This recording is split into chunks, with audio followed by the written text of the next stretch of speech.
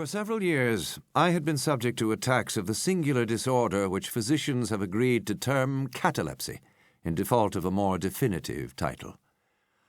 Although both the immediate and the predisposing causes, and even the actual diagnosis of this disease, are still mysterious, its obvious and apparent character is sufficiently well understood.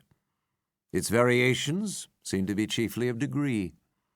Sometimes the patient lies for a day only, or even for a shorter period, in a species of exaggerated lethargy.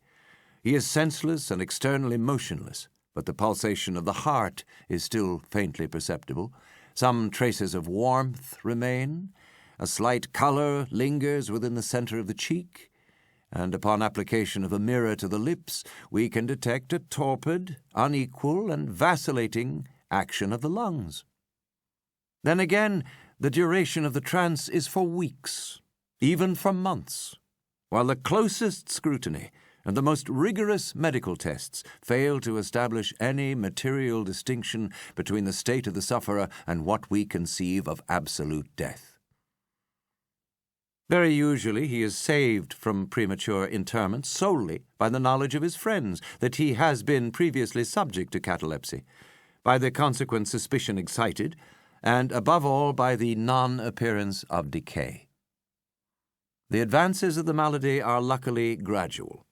The first manifestations, although marked, are unequivocal. The fits grow successively more and more distinctive, and endure each for a longer term than the preceding.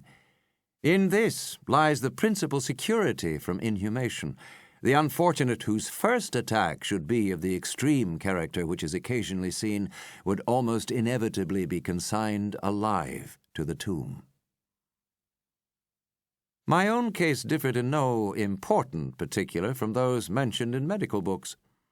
Sometimes, without any apparent cause, I sank, little by little, into a condition of semi-syncope or half-swoon, and in this condition, without pain, without ability to stir or, strictly speaking, to think, but with a dull, lethargic consciousness of life and of the presence of those who surrounded my bed, I remained, until the crisis of the disease restored me suddenly to perfect sensation. At other times I was quickly and impetuously smitten.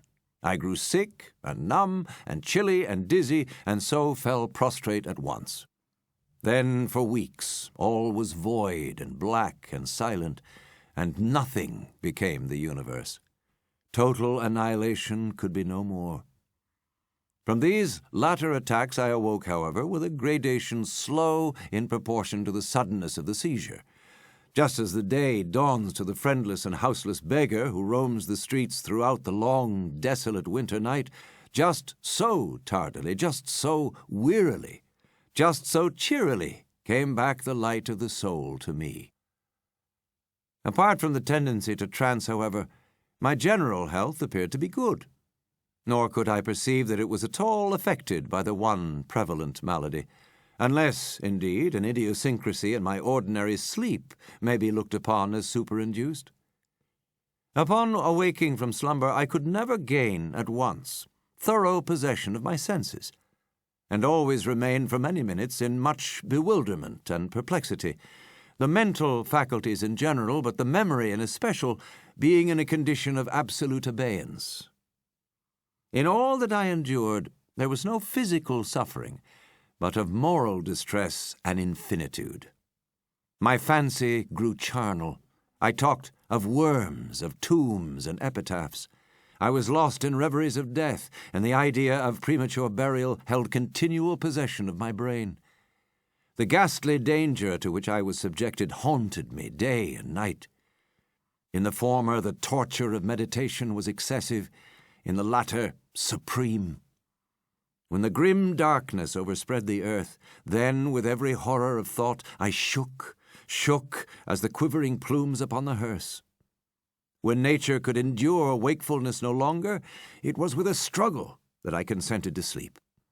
For I shuddered to reflect that upon awaking I might find myself the tenant of a grave. And when finally I sank into slumber, It was only to rush at once into a world of phantasms, above which, with vast sable overshadowing wings, hovered predominant the one sepulchral idea.